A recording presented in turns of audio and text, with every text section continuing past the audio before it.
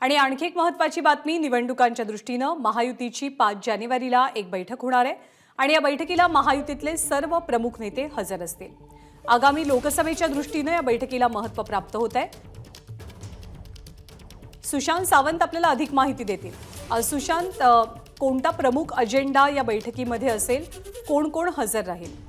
ज्ञानदा, आपण जर बघितलं असेल तर आगामी लोकसभा निवडणुकीसाठी महायुती जी आहे ती तयारी करते। नुकतीच संयुक्त पत्रकार परिषद जी आहे ती संपन्न झाली आणि त्यानंतर आता 5 जानेवारीला महायुतीची बैठक जी आहे ती मुंबईत बोलावण्यात आलेली आहे। आगामी लोकसभा निवडणुकीच्या पार्श्वभूमीवर जागा वाटप तसंच इतर कोणते मुद्दे निवडणुकीच्या दृष्टीने महत्त्वाचे असणार आहे याबाबत या बैठकीत चर्चा होणार आहे आणि या बैठकीला महत्त्वाचे नेते तिन्ही पक्षातील उपस्थित असणार आणि एक चर्चा विनिमय होणार आहे। येत्या काळात पंतप्रधान नरेंद्र मोदींचे दौरे असतील, त्याचसोबत केंद्र आणि राज्य सरकारने जी केलेली मदत आहे ती लोकांपर्यंत आपल्याला घेऊन जायची आहे, कारण त्याचा आपल्या लोकसभेसाठी फायदा होऊ शकतो। या विचाराने ही बैठक जी आहे ती होणार आहे। खऱ्या अर्थाने दिवसभर बैठक चालेल आणि या बैठकीत काही रणनीती जी आहे ती आखली जाणार आहे। त्यामुळे आपण जर बघितलं असेल तर इंडिया आघाडीला टक्कर देण्यासाठी आता महायुती देखील सज्ज झालेली आहे आणि महायुतीकडून विविध बैठकांचं आता आयोजन करण्यात आलेलं आहे। ज्ञानदा, धन्यवाद सुशांत या माहितीबद्दल।